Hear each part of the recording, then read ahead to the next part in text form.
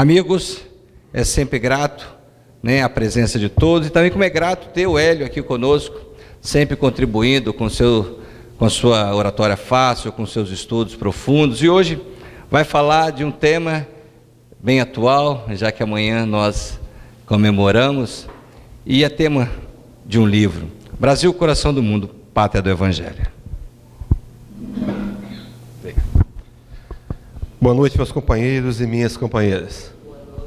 Então, que a paz de Jesus possa permanecer em nossos corações, marcando-nos esse dia de forma muito precisa, de muita profundidade, para que saiamos daqui com o coração renovados. Uma alegria muito grande voltar a essa tribuna, uma honra muito grande. Gostaria de começar essa palestra de hoje convidando-os a voltarem comigo lá na Galileia, num relato trazido por João Evangelista no seu Evangelho, dizendo que Jesus, certa manhã, teria ido à casa de uns amigos. Interessante que nós costumamos dar adjetivos a Jesus.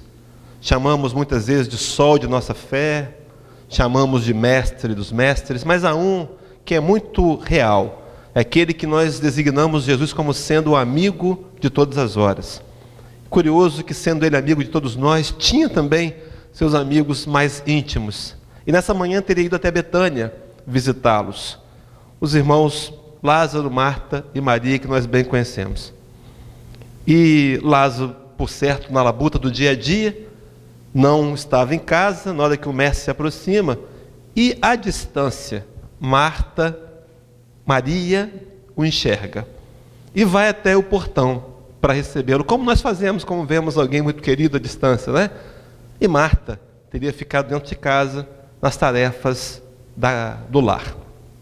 E Maria vai até o portão, se é que tinha portão na Galileia naquela época, naquela região da Betânia, mas fato é que começa ali uma conversa, e uma conversa calorosa, uma conversa que se prolonga, uma conversa com Jesus, onde Maria fica embebecida. Eu imagino que os assuntos deviam ser extremamente profundos. Falava da alma, falava dos sentimentos, falava dos anseios mais profundos que Maria tinha. E a conversa demora. E Marta, talvez invigilante, também querendo participar dessa conversa, fica meio que chateada lá dentro. E vem para reclamar com Jesus, para pedi-lo que mande com que Maria entre, para que participe também das tarefas da casa, teriam ficado só aos seus cuidados.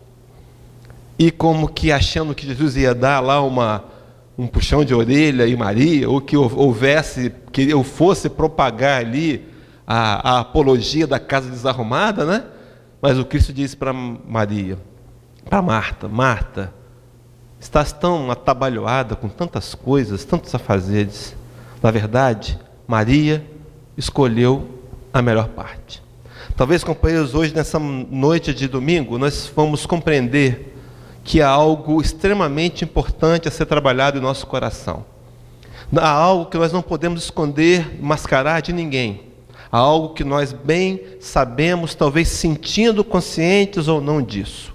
Há um desejo profundo em nosso coração de fazermos os acertos necessários com a divindade, de reencontrarmos de fato Jesus e trilhar com Ele a nossa caminhada, fazer da nossa caminhada a caminhada que Ele faria se estivesse em nosso lugar. Então, o nosso desejo nessa noite, para falar de Brasil, coração do mundo, pátria do Evangelho, é que também possamos experienciar Jesus sentado entre nós, na pedra do portão, e que essa conversa que embebecia as pessoas possam também nessa noite nos impactar, para sairmos daqui com mais conhecimento. Mas além disso, sairmos daqui com o coração renovado, honestamente, no desejo de praticar o amor, de aprender a fazer o bem, de nos envolvermos com a caridade e com o altruísmo. Então, que o Cristo possa se utilizar de mim,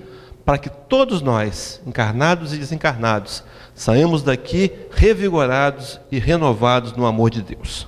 Brasil, coração do mundo, pátria do Evangelho. Muitas vezes nós questionamos e temos visto nas tribunas espíritas alguns companheiros de renome, de nomes considerados, que questionam: será que realmente o Brasil ainda é o coração do mundo, pátria do Evangelho? Diante de tantas dificuldades que temos vivenciado e visto ao longo das últimas décadas, será que o Brasil, será que a espiritualidade maior não teria abortado a missão? Não teria mudado o foco dos seus investimentos no campo espiritual? Será que é possível isso? Sim, algumas vezes já aconteceu ao longo da história. Nós sabemos do Império Romano, teria vindo com a missão de implantar a justiça, mas teria se perdido na vaidade de um só homem, dos Césares. E aí, então, a proposta da espiritualidade mudou de foco. Houve uma correção quando a proposta de Jesus não é atendida por aqueles que têm a missão. Mas será que o Brasil, então, já deixou de ser pátria do Evangelho? Isso é um título de um livro do Humberto de Campos, através das mãos de Chico Xavier. Será que um livro escrito em 1938, será que o contexto mudou? Será que o projeto mudou? Nós vamos compreender isso nessa noite e reafirmar: Brasil, coração do mundo, pátria do Evangelho. Para tanto, quero convidá-los a voltarem comigo mentalmente no ano de 1453, o ano em que se definiu como sendo o ano final da Idade Média. É um ano fictício. Na verdade, a gente sabe que a história, os anos, a Idade Média foi terminando aos poucos. Não havia, como hoje, uma transmissão de tempo em tempo real, onde todos os lugares do planeta, naquela época existente, civilização conhecida, pudesse fazer o mesmo tipo de ação. Mas fato é que, historicamente, o ano é 1453. E qual era o contexto do mundo daquela época? O mundo conhecido, a Europa medieval. E qual era o cenário? Observe que o cenário, companheiros, era de extrema segregação. Um mundo vitimado por guerras. Vínhamos recentemente de cruzadas, vimos recentemente de lutas entre nações, vínhamos recentemente de lutas dentro das próprias nações, a ponto das pessoas se isolarem em reinos, em fortificações, em construções, onde eles eram isolados da maioria daqueles que estavam ao seu redor. Esse era um dos pontos do cenário. Cenário de pessoas distantes umas das outras, com muito pouco nível de sociabilidade, de socialização.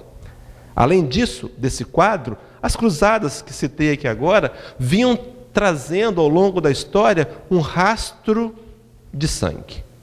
Em nome da igreja, em nome de Jesus, nós nos armamos e, com um desejo insano de reconquistar Jerusalém, matamos muitos. O cenário era esse. No ano de 1184, nós tínhamos instituído a chamada Santa Inquisição, onde pessoas eram queimadas vivas e, absurdamente, tinham que agradecer ao carrasco pelo ato de libertação que ele lhe estava oferecendo. Era esse o cenário de tristeza, um cenário de sangue, de lágrimas, um cenário de dívidas que nós acumulamos por conta de decisões muito pautadas no erro e nas sombras. Era um cenário de dúvidas. Ninguém sabia muita coisa, ninguém sabia quase nada. A grande maioria da população do planeta conhecido eram analfabetos, não tínhamos acesso à leitura. Se nos dissessem, se as autoridades eclesiásticas nos dissessem que deveria ser feito assim, era assim que fazíamos. Era um cenário, então, de medo, de incerteza, de insegurança. Vejam bem, companheiros, que um cenário, então, contrário às propostas do Cristo. Teria sido lançado por Jesus, quando teve entre nós aqui no planeta, o seu Evangelho de amor, de confraternização, de união, de vivência na atividade do bom trato entre as pessoas. Era essa a proposta do Cristo, de amar inclusive os inimigos. Mas, de alguma maneira, nós nos perdemos nessa história. E esse cenário, então, por completo, contrário às propostas do Cristo, levaria Jesus a traçar um novo plano. Sim, porque Jesus vem ao longo da história da humanidade cuidando de uma população de espíritos terráqueos com alguns alienígenas aqui, entre aspas, de outros orbes conhecidos, sob suas responsabilidades, e espíritos esses que ele teria nos dito que nenhuma de suas ovelhas se perderia. Então era preciso que se fizesse um novo projeto de resgate no caminho de redenção da humanidade. Naquele momento exato da Idade Média, o cristianismo havia falhado. Nós nos envolvemos com a luxúria, nos envolvemos com a vaidade, com o desejo de poder, com o ganho fácil. A igreja se transformou numa organização dominadora, abusiva. Nós recebemos títulos e nós manipulamos massas em detrimento a benefícios de poucos. E o cristianismo, tão puro, tão real, teria perdido o seu sentido. Mas Jesus continuava e continua a nos amar, independente de nossa condição moral agora. Ele nos aceita, Ele nos acolhe, Ele sabe das limitações pessoais que temos e nos propõe, numa conversa sentado na beira do portão, recomendações para que mudemos os nossos rumos a partir de já. Talvez seja por isso que a palavra presente, tempo presente, tem esse nome. Presente como dádiva, como algo possível de se fazer alguma coisa. Quando militamos na ideia do ontem, nada podemos mudar. Se quisermos prever o futuro, talvez não tenhamos muito sucesso. Mas é o agora, é o hoje, é o presente que me dá condições. Então o Cristo nesse projeto, seguindo o seu trabalho, o seu compromisso com Deus, com a divindade maior, ele lança um novo projeto de resgate da humanidade. E todo projeto precisa de um ponto de partida. As informações que eu estou trazendo aqui, companheiros, podem ser verificadas no livro Brasil, Coração do Mundo, Pátria do Evangelho, como já citei. O país escolhido para começar esse trabalho teria sido Portugal. E por que Portugal? Por que Portugal? Porque naquela época Portugal era a nação mais humilde que existia. Portugal, o país mais humilde, vejam a humildade aqui, não no nível de entendimento profundo que temos hoje. Sabemos muito bem hoje, pela psicologia moderna, que humildade é a capacidade de reconhecermos como somos, sem máscaras, sem disfarces. Mas naquela época a humildade estava ligado muito ao pouco desejo de ambição, ao pouco desejo de crescer mais que os outros. Era a qualidade contrária ao orgulho, ainda como é hoje, mas era Portugal, que de forma deficitária era ainda o país mais humilde. Vejam, companheiros, que Portugal não era o país ideal, mas era o que se tinha. Era o que Jesus tinha de melhor para começar a sua nova proposta. Algumas vezes nós ficamos esperando as coisas acontecerem com a gente. Quando eu estiver preparado, quando eu estiver pronto, eu vou fazer. Não é? Quando eu estiver melhor, eu me manifesto para prestar algum serviço na casa espírita. Queridos, nós temos que nos apresentar como estamos, com aquilo que temos em mãos. Pode ser que até pareça pouco para algumas pessoas, mas o que nós temos, oferecido com a boa vontade e com o coração aberto nas mãos de Jesus, pode se transformar em um inúmero e grande benefício. Imaginemos e nos lembremos aqui da história daquele garoto que só tinha 5 pães e 2 peixes. E a multidão faminta aproximava-se de 30.000 pessoas. Mas aquele garoto resolveu ir até Jesus. E nós sabemos muito bem o que aconteceu. Todos saíram dali saciados e, segundo Mateus, sobraram 12 cestos de pães e de peixe. Mas era Portugal o país mais humilde. Então Jesus procura o coração dos humildes para começar o seu trabalho.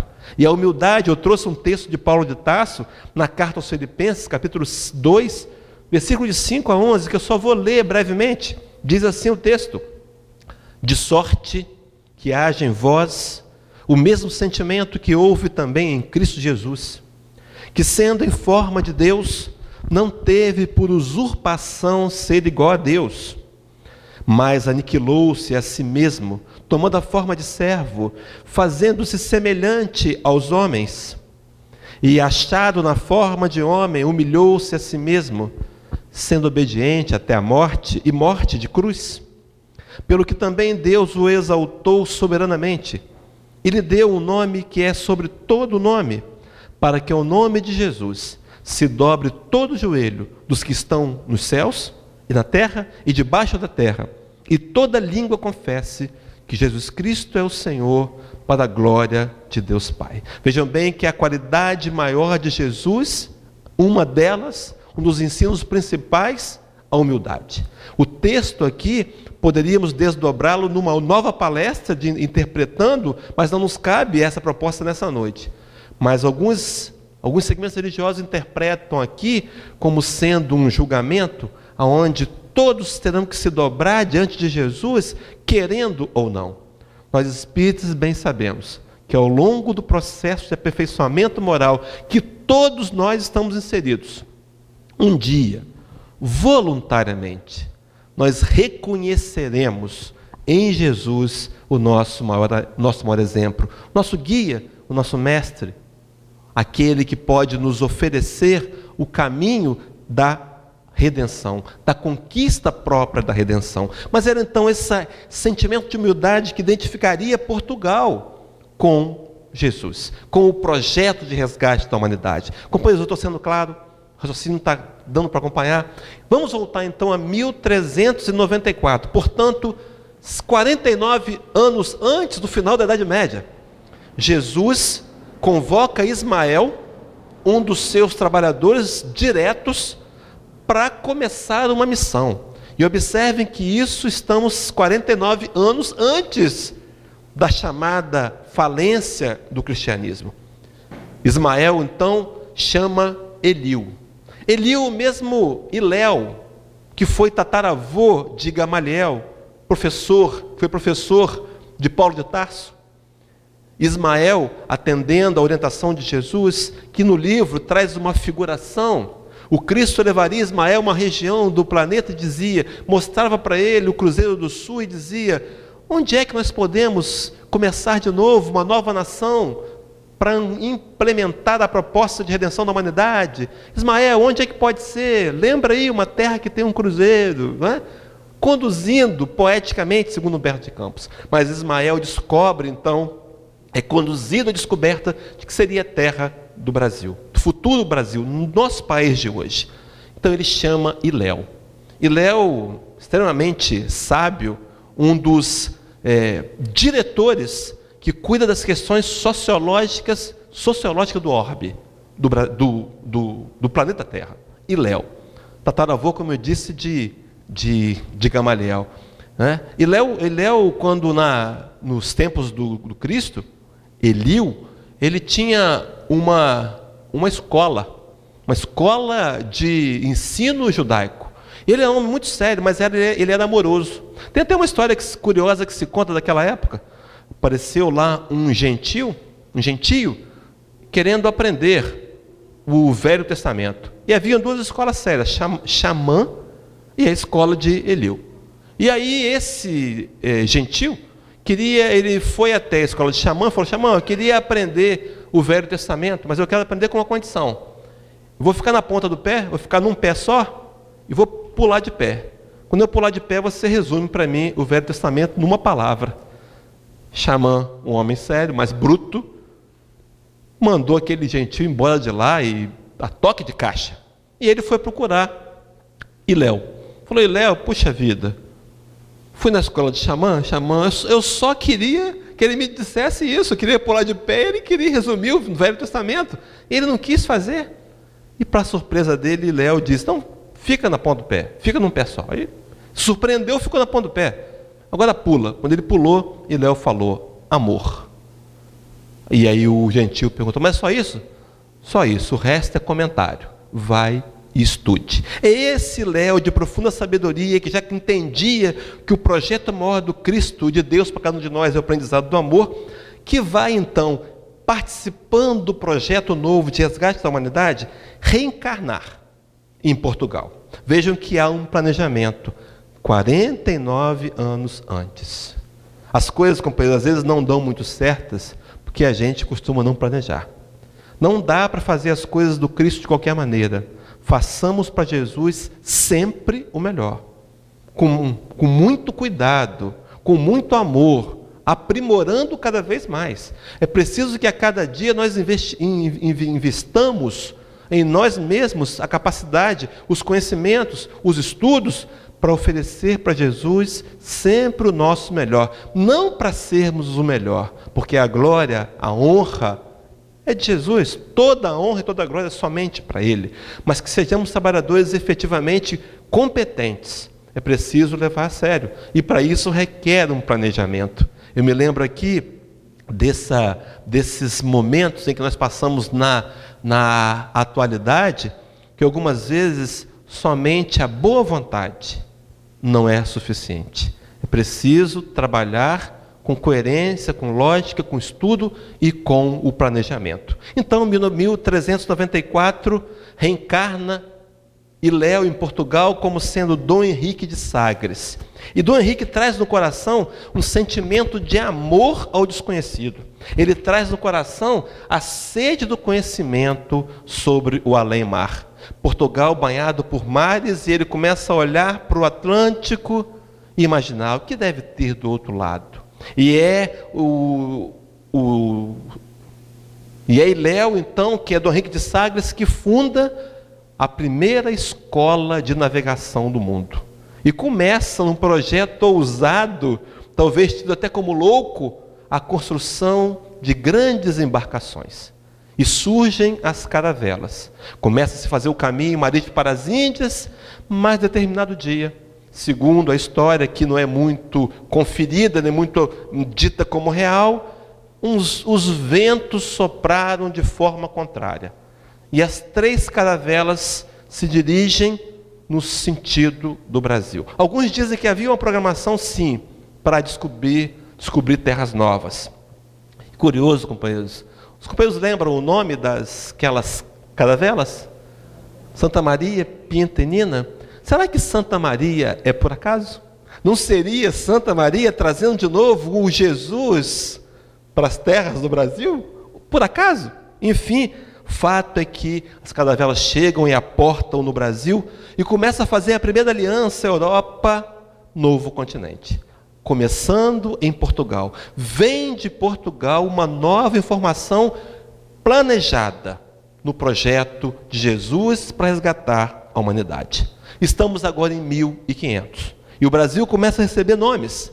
Terra de Vera Cruz, Terra de Santa Cruz, Brasil, mas conhecida muito mais profundamente por Terra do Cruzeiro, por conta de uma constelação que só é percebida, só é vista com muita clareza do nosso país, chamada de Cruzeiro do Sul, que dá a ideia de uma formação de uma cruz, lembrando o símbolo que teria sido adotado pelo cristianismo como sendo o símbolo que representaria Jesus.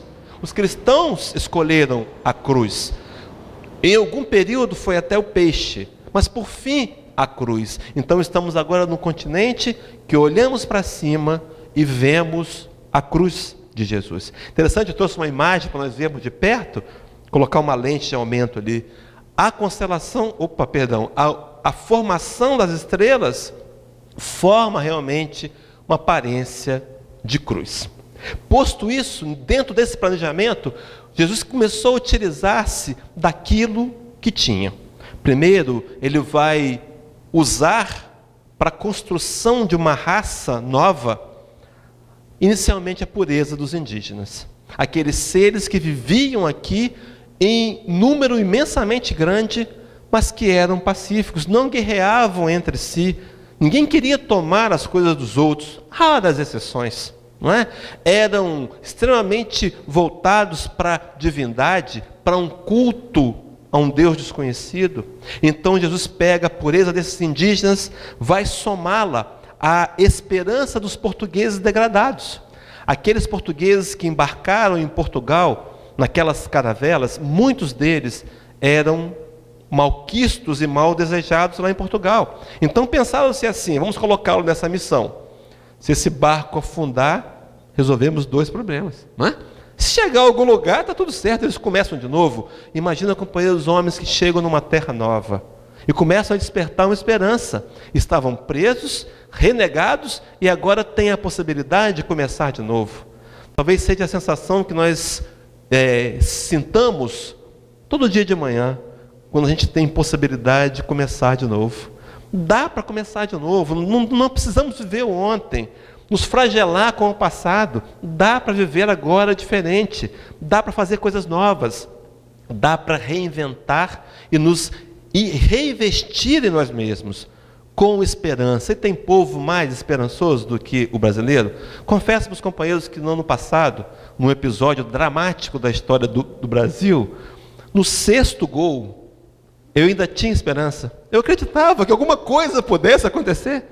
No 6º gol, né? Depois o racional caiu, deixei o emocional de lado. Mas, companheiros, somados então à pureza dos indígenas, a esperança dos portugueses degradados, a força do povo africano, que não tinha no projeto serem trazidos como escravos. Houve um erro humano, houve uma variação que não deveria ter sido feita, pela qual nós até hoje pagamos coletivamente pelas atitudes que tomamos com nossos irmãos africanos. Mas deles vinham a força, o exemplo de força de trabalho, somado então à cultura dos europeus que foram chegando ao longo dos séculos. Franceses, holandeses e por aí vai, toda uma comunidade europeia, para somar e para construir um povo, vejam bem, companheiros, de ideais de liberdade, igualdade e fraternidade. Os companheiros conhecem lembram dessa frase? Liberdade, igualdade e fraternidade? Que nos reporta a Revolução Francesa? Queridos, a Revolução Francesa começou no Brasil. Nós exportamos os ideais. Vejam bem que é um projeto combinado. Não foi por acaso. Nada até aqui, nem hoje, está acontecendo por acaso. Nada está fora do controle. Nada, queridos, nada. Talvez hoje, passando pelos escândalos de corrupção que o nosso país enfrenta, nós estejamos vivenciando o melhor momento. Momento de corrigir, de sanar, de retomarmos o processo de crescimento do país com honestidade. Tenho com um amigo meu, não vou citar o nome aqui porque está sendo filmado, até poderia citá-lo, mas ele tinha 5 lojas no estado do Espírito Santo, 5 lojas, e vivia, aliás, não sei se ele vivia dentro de um carro, vai aqui, vai ali, vai lá, uma no norte, uma no sul, vai a Cachoeiro, vai a Linhares, aquela correria. E agora com essa chamada crise, conversávamos recentemente, ele resolveu vender algumas lojas, está só com 2, vendeu 3 lojas, e ele está dizendo para mim assim, nossa, como a minha vida melhorou. Queridos, como é que é tirar proveito da crise? Às vezes eu quero demais, às vezes eu estou vivenciando além do necessário, estou estressado, só vou ter férias quando eu infartar, porque é assim que os empresários descansam um pouco, não é? Em nome de quê? Em nome de garantir a matéria e o futuro? É preciso que eu entenda que eu posso ter equilíbrio, diz os espíritos superiores na questão 922 do Livro dos Espíritos, quando Kardec pergunta sobre felicidade, eles dizem que há uma fórmula, e inclui na fórmula, para a vida moral, para a vida material, a posse do necessário, para a vida espiritual, para a vida moral, a consciência tranquila e a fé no futuro. Então vejam bem que a posse do necessário talvez seja uma orientação extremamente sábia para eu pautar as minhas aquisições. Para que ter tanto? Por que ter tanto? Podemos tê-lo? Sim. Para dividir? Para ajudar as pessoas? Sim. Mas não posso esquecer de cuidar dos valores espirituais, das aquisições dos tesouros da alma. Mas seguindo então o nosso raciocínio, começa a encarnar então no Brasil alguns vultos mais destacados. Martim Afonso de Souza, Manuel da Nóbrega, uma das encarnações do nosso Emmanuel, Padre Anchieta, que é a nossa região do Espírito Santo, Joaquim José da Silva Xavier, o Tiradentes, tijolos importantes na construção de uma nova raça, desse projeto de Jesus para resgatar a humanidade. Estamos falando de Brasil e resgate da humanidade, na qual, queridos, cada um de nós é um tijolo. Cada um de nós tem uma importância. Aqueles vultos ficaram mais reconhecidos, mas talvez nós tenhamos importância igual ou até maior naquilo que estamos fazendo. Não podemos nos furtar da nossa ação, da nossa participação. Você faz falta, você faz falta. Todos nós juntos. Um edifício é feito de inúmeras pequenas peças. Não adianta a gente achar que o mais importante é a torneira, ou é o ralo, ou é o tijolo, ou é o vidro. Todos somos importantes em nossas funções e precisamos cada vez mais nos conscientizar disso e irmos nos dedicando com empenho, determinação, sem querer acharmos-nos importantes. Quem é o mais importante? Jesus, certa ocasião, os seus discípulos conversavam na imaturidade ainda espiritual e mediam forças entre si, dizendo: quem será de nós o mais importante? Quem será o maior no reino dos céus? E essa conversa chega até Jesus e ele diz uma fala que serve para cada um de nós. Ele dizia: aquele que dentre vós quiser ser o maior, seja o que mais sirva. Mudando, quebrando o paradigma. Se quer ser o maior, seja útil, sirva, ajude, desenvolva a capacidade de amar incondicionalmente. É essa a proposta. Então são vários tijolos com os quais Jesus conta na transformação do planeta para um mundo melhor. Queridos, não estamos falando só de Brasil. Estamos falando, vamos mostrar daqui a pouco, a proposta do Brasil para levar o novo evangelho, redivivo para o mundo inteiro. Então essa união de raças vai construir um povo pacífico. Se formos olhar nossa história, as guerras foram muito poucas, e talvez guerras sem muita significação. Até nossas tropas que foram para a Segunda Grande Guerra Mundial não guerrearam, voltaram, foram e a guerra tinha acabado. Chegamos lá, a guerra tinha acabado. Companheiros, então esse povo pacífico tem a ver com a proposta do Cristo, lá de Mateus 5, versículo 9, incluso nas bem-aventuranças, que diz assim: bem-aventurados pacificadores, porque eles serão chamados filhos de Deus. Uma das principais características que temos que lutar para conquistarmos é a pacificação. Deixarmos de ser aqueles que fomentam a guerra, a confusão, o atrito, para começar a respirar mais e a pensar mais na nossa necessidade de pacificarmos, a começar a autopacificação. Como é que eu me pacifico? Eu aceito a minha realidade, eu aceito as coisas como são, que não são como são por acaso. Há uma lei de causa e efeito, há um resultado diante de ações e escolhas que semeei no passado. Não que eu me acomode, não que eu fique na inércia, mas que eu perceba que o que me ocorre hoje, o que eu vivencio agora é importante para o meu crescimento como espírito imortal que eu sou.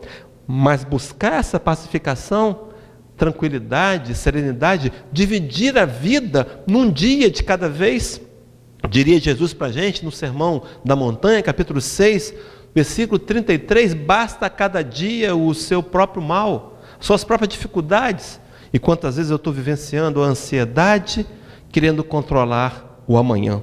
Seguindo esse raciocínio, falando de pacificadores desse novo povo, começa a surgir no projeto Brasil, Coração do Mundo, Pátria do Evangelho, de resgate da humanidade, vultos extremamente marcantes. O primeiro deles no Brasil, o Dr. Adolfo Bezerra de Menezes Cavalcante, teria recebido um livro dos Espíritos, católico, ele, praticante, um homem sério, recebe o livro dos Espíritos da mão do Dr. Joaquim Carlos Travassos, no ano de 1875. Ele olha aquele livro e pensa: meu Deus, será que eu vou poder ler? Será que eu vou ler? Vou ler? Não leio? Não leio? Ele ia fazer uma viagem de bonde, da Tijuca para o centro do Rio. De bonde, a viagem durava 1 hora. Hoje, de carro, dura 2 no Rio, né? Quem mora no Rio sabe disso, piorou. Mas ele está no bonde, ele pensou: eu vou ler. Se for pecado, depois eu peço perdão a Deus. E começa a ler, folhear o livro dos Espíritos. Uma tradução, uma das primeiras traduções. E ele, no final da viagem, ele diz: eu conheço isso, eu já conheço isso. Ele identificava-se, era um missionário. E agora começa um trabalho de divulgação do Espiritismo pelo Brasil inteiro. Um dos homens extremamente importantes diante da Federação Espírita do Brasil. Trouxe-nos o projeto da unificação. Nós vamos na Casa Espírita, hoje em qualquer lugar do Brasil, os mecanismos, a forma de apresentação é a mesma. O estudo do ERG é o mesmo, graças a esse homem.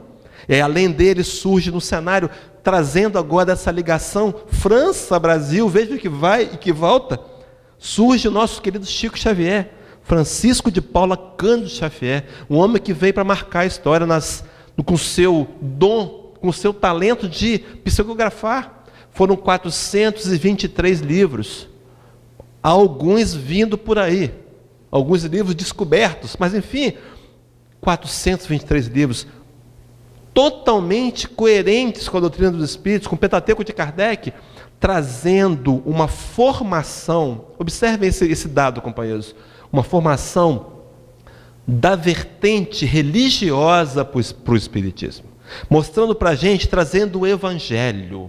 E a gente vai compreendendo, então, Brasil, coração do mundo, pátria do Evangelho, dividir aqui em duas partes. Primeiro, pátria do Evangelho. Eu vou explicar por que o Brasil é a pátria do Evangelho. Nós hoje criamos e desenvolvemos um estilo de espiritismo diferente dos outros países do mundo que tem o espiritismo. Na Europa, por exemplo, ficou-se lá o espiritismo científico. Trabalha-se muito na comunicação entre os vivos e os mortos. Fala-se, prova-se com experiências, fatos dessa energia, transmissão. Mas o lado religioso teria ficado um pouco esquecido. E o Brasil começa a levar isso para o exterior. É o Brasil que transformou a ideia de espiritismo. Se nós formos hoje a Sociedade Parisiense de Estudos Espíritas, vamos encontrar lá uma reunião diferente dessa. Não vai ser igual, não há palestras públicas de evangelização. Vão se falar de teorias do lado científico do espiritismo. Mas a construção, então, por exemplo, a França hoje tem o Conselho Espírita Francês, que nasceu do Conselho Espírita Mundial, lançado nos Estados Unidos, com o objetivo de começar a levar daqui para a Europa as ideias, as novas ideias e a nova forma de entender a vertente religiosa do Espiritismo. Hoje, na Europa, em inúmeros países, já tem os livros do Pentateuco de Kardec traduzidos, e não do francês, mas traduzidos do português para a sua língua original. Sai do Brasil, então, país pátria do Evangelho. A informação nova, cumprindo a missão e o projeto de Jesus, nascendo aqui entre nós. Queridos, nossa responsabilidade é muito grande. Nós somos responsáveis. Diz Adolfo Bezerra de Menezes, não, diz Manuel Filomeno de Miranda, ele nos chama em 2 livros, através de Divaldo Franco, de apóstolos da nova era. Somos nós responsáveis pela divulgação do cristianismo redivivo, do espiritismo, da forma que o Brasil desenvolveu, ou melhor, da forma que Jesus fez desenvolver no Brasil. E aí a gente vai vendo que essa aliança Brasil e França, e Brasil e Europa, vai cada vez mais se concretizando, tornando um fato real, numa análise bem crítica e bem realista. Coração do mundo, pátria do Evangelho. O Brasil, como é que podemos entender, então, Brasil, coração do mundo? Nós sabemos muito bem, Brasil, celeiro do mundo, né? Já entendemos isso. Tudo que aqui se planta, nós podemos colher, dá com fartura. Nossas terras são abundantes. Nós somos o 5º maior país em extensão territorial. Mas muitos que são maiores do que a gente não têm a quantidade de terra produtiva que nós temos. São geleiras. O Canadá, por exemplo, a Rússia, por exemplo, né? A própria América, a própria Estados Unidos, uma parte de deserto central imensa. Brasil, celeiro do mundo. E a gente fica pensando, mas e coração do mundo? Qual o sentido dessa palavra? Eu peguei o mapa do Brasil ali, coloquei em vermelho, só para a gente criar uma analogia, e virei um pouquinho de lado assim. Não parece um coração? Tudo bem, eu estou puxando um pouco aí a brasa para a nossa sardinha, mas tem um certo formato de coração, e esse coração, ele simboliza o amor. Nós precisamos desenvolver esse amor. No livro de João, no capítulo 13, versículo 35, o Cristo nos definiria, nos traria um pré-conceito de discípulos quando nós aprendêssemos a amar. Ele diz assim: nisso todos conhecerão que sois meus discípulos, se vos amardes uns aos outros. A nossa marca precisa ser o amor. Precisamos ser conhecidos e reconhecidos por muito nos amar. Allan Kardec, no Evangelho segundo o Espiritismo, diria que se reconheceria o verdadeiro espírita pela sua transformação moral e pelos esforços que faz para domar as más inclinações. Uma luta diária para vencer as más inclinações e nos transformarmos moralmente. Qual será o ápice da transformação moral, senão a capacidade, a aquisição da capacidade de amar? Podermos olharmos uns aos outros com mais respeito, dignificando o ser que vai diante de nós, talvez igual a gente, num outro momento da evolução? Será que nós precisamos preconceituar, criticar, às vezes até punir? Muitas vezes nós nos tornamos juízes, nos fazemos juízes do nosso irmão adoecido. Quem disse que nós podemos ser juízes? No livro de Mateus, capítulo 7, versículo 1, Jesus vai dizer assim, no Sermão do Monte: não julgueis para que não sejais julgados. A nossa proposta para julgar alguém, nós precisaríamos ter todas as informações, e não temos. Não podemos olhar para a pessoa e rotulá-la. Precisamos aprender, como Cristo nos ensinou, a procurar olhar para nós mesmos e corrigir essas sombras que nos tornam críticos, para compreendermos nosso irmão de jornada, ainda em evolução, ainda necessitado, não da minha crítica, da minha censura, da minha punição. A vida por si só lhe dará esses resultados, mas o meu amor, a minha dignificação, entendendo que ali vai um irmão que hoje age de uma forma que eu não concordo, mas que talvez seja eu mesmo agindo no passado, igual a ele, ou até pior, no processo de evolução.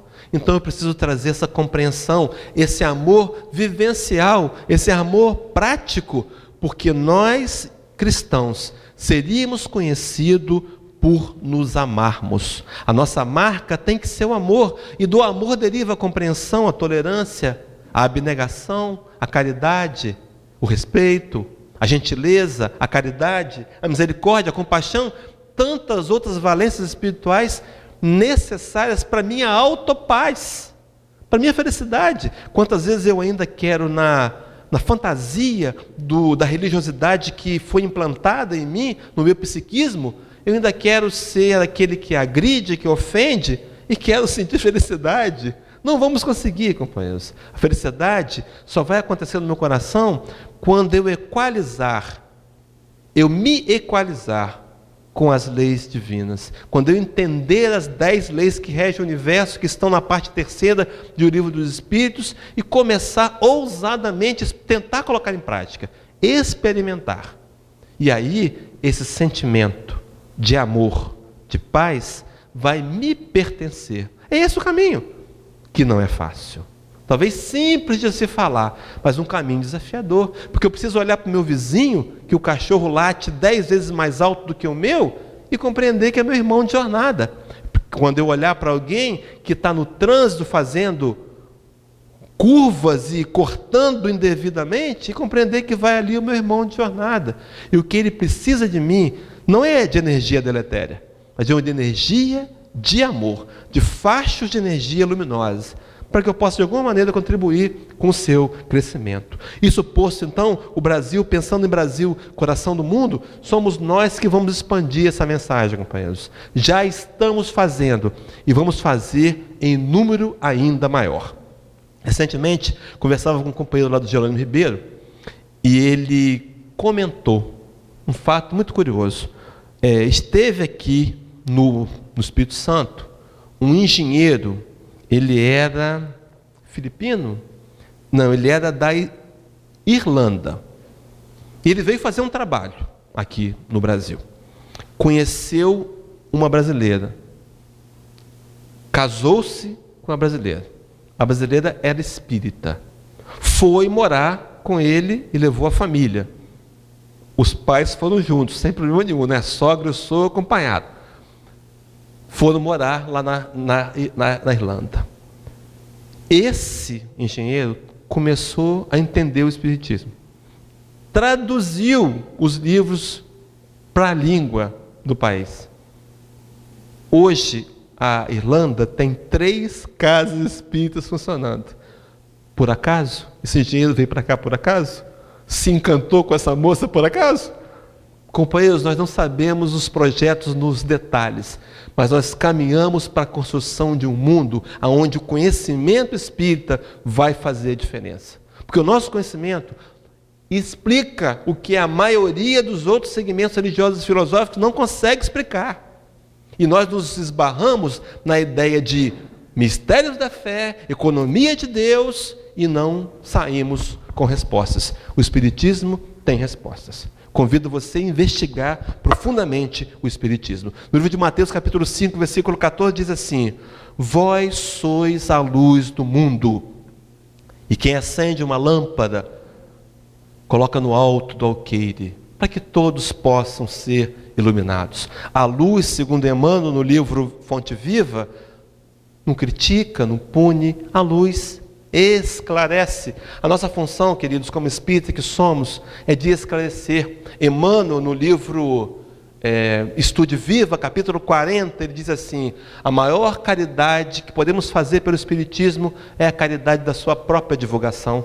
Está na hora de não nos tornarmos proselitistas, não, mas começar a falar mais dessa doutrina que conforta e que consola, que chegou aos nossos corações e que nos faz tão bem. Nós somos a luz do mundo e precisamos, e já estamos, iluminando. Por isso, talvez o Brasil passe por uma situação agora difícil, para colhermos daqui a pouco dias extremamente melhores, dentro de padrões de moralidade elevados. E continuando então no capítulo 30, para a gente começar a pensar em terminar, faltam 9 minutos, né? Minha esposa fala para eu parar de falar disso, que as pessoas ficam querendo que eu termine logo, é verdade? Será? Bom, capítulo 30 do livro Boa Nova. Veja o que diz. Estamos em 1938. O livro é escrito como sendo Brasil, coração do mundo, Padre do Evangelho, e em seguida surge uma segunda grande guerra mundial. Alguém deve ter dito, isso está tudo errado. As pessoas, né? Como é que diz que vai ser pacífico, vai ser bom e começa uma guerra? Não é? Estão aí, companheiros, os críticos, aqueles céticos que vão realmente ser contrários. Não importa.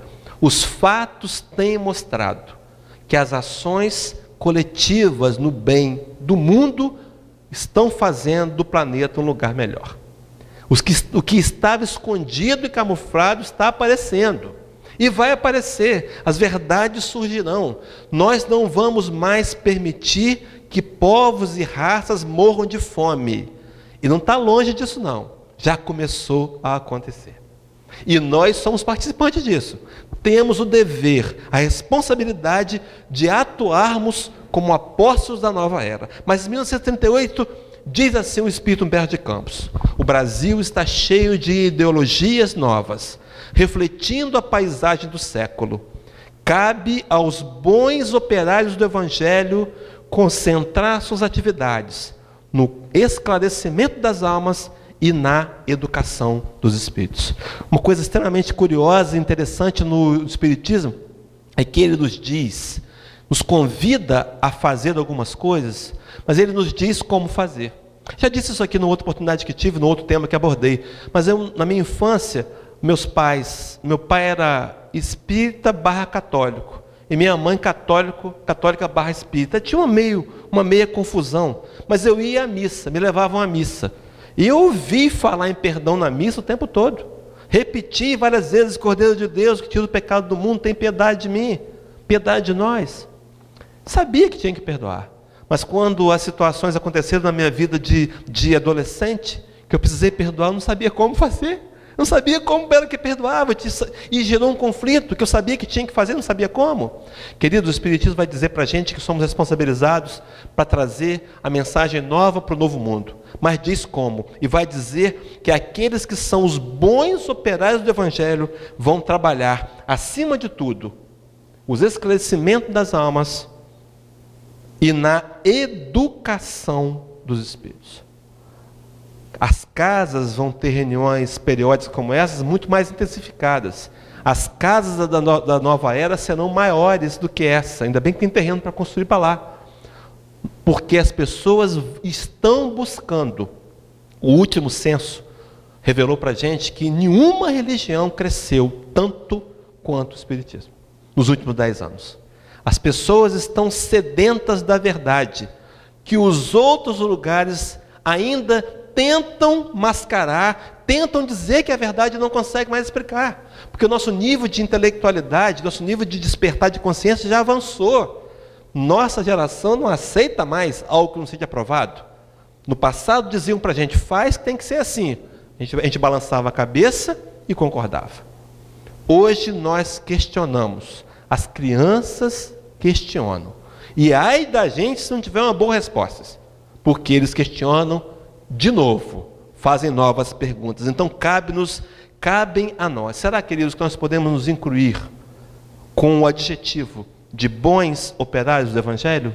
Daqueles que participam, daqueles que se doam, daqueles que têm dedicação, daqueles que têm compromisso de participarem da casa, das tarefas, de perguntarem onde é que eu posso ser útil? É essa a ideia, porque eu não preciso fazer tudo, eu só tenho que fazer a minha parte. Eu preciso ser só um tijolo, mas está disponível, porque esse tijolo vai ajudar a construir um mundo melhor.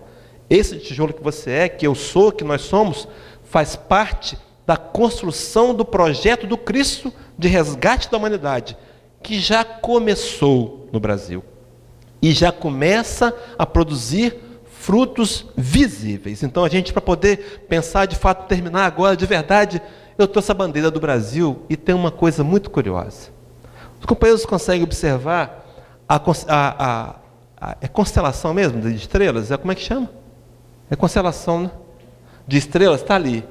Ali é a imagem do Cruzeiro do Sul. Nós olhamos aqui de baixo e vemos assim, não é? Agora, na bandeira do Brasil, ele está invertido. Será que o design gráfico vai perder o emprego? Porque ele inverteu. Não está errado, não. Por que se mantém, então, a bandeira com a estrela contrária? Sabe por quê, companheiros? Porque, na verdade, está sendo vista do alto. Jesus olha por detrás do cruzeiro, ele vem invertido, por isso que na nossa bandeira ele está invertido. Não é por acaso, não. Porque o projeto do Cristo é olhar de cima, é olhar para a gente através de, e enxergar no nosso país, um país passando por um momento difícil, mas que vai dar a volta por cima e vai ser referência religiosa no mundo. Companheiros, podem cobrar de mim daqui a 30 anos, podem cobrar de mim. Não estou fazendo previsão futurista, não é a lógica, é o raciocínio, é o que está acontecendo. Podia terminar aqui, mas eu perguntaria aos companheiros, por que então os protestos? Por que tanta revolução? Por que tanta confusão nas ruas? Por que tanta insatisfação? Diz o nosso companheiro Haroldo Dutra, num dos seus seminários, que não se pode fazer um delicioso omelete sem quebrar os ovos. O momento é difícil? Nós vamos superar.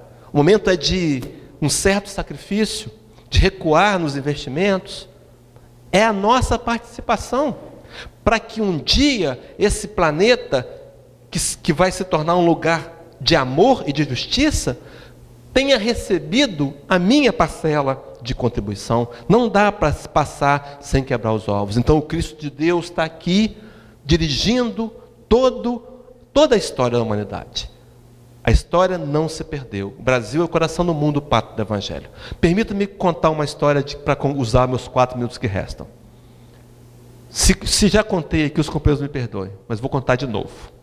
Uma família, um grupo de amigos, num dia ensolarado, resolve sair para dar um passeio de barco. Era uma embarcação de porte médio, talvez um iate.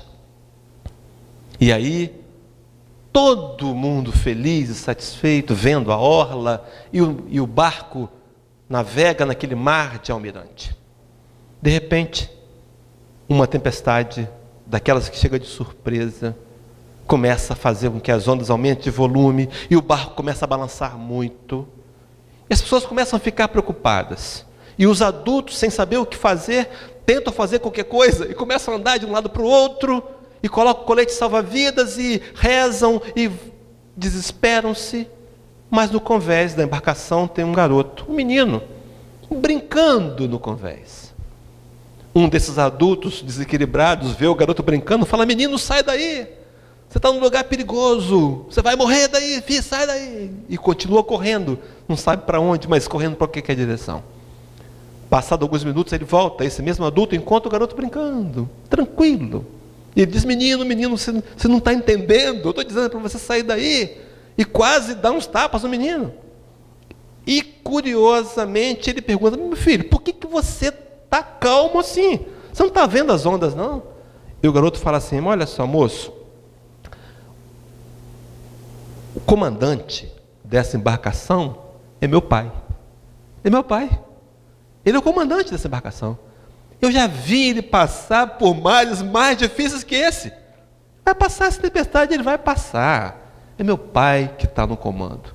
Queridos, Deus está no comando. É Jesus.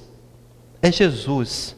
Esse espírito de altíssimo quilate evolutivo, que quando nós nem imaginávamos ser criados, ele já recebeu de Deus um planeta para governar.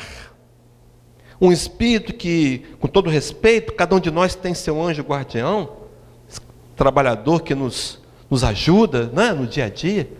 A guarda de Jesus, o anjo de guarda, era uma guarda com 120 mil espíritos superiores. Era a guarda. Aqueles que ele dizia: faz, acalma o mar, acalma. Era esse. É esse Jesus que continua no comando das operações, a quem nós devemos confiar. E se alguém vier com discurso pessimista, não retruca não. Escuta, mas não acolhe. Escuta, deixa ele falar. Nossos irmãos evangélicos estão esperando aí a batalha final de Gog e Magog, a guerra do Deus e do diabo. Tomara que estejam em poltronas confortáveis, para esperar pelo menos, porque vai demorar muito. Talvez não aconteça. Essa guerra não acontecerá se nós continuarmos levando a mensagem genuína de Jesus conforme nos é trazida pelo Espiritismo. Então, que o Cristo nos abençoe, nos ampare. Muita paz.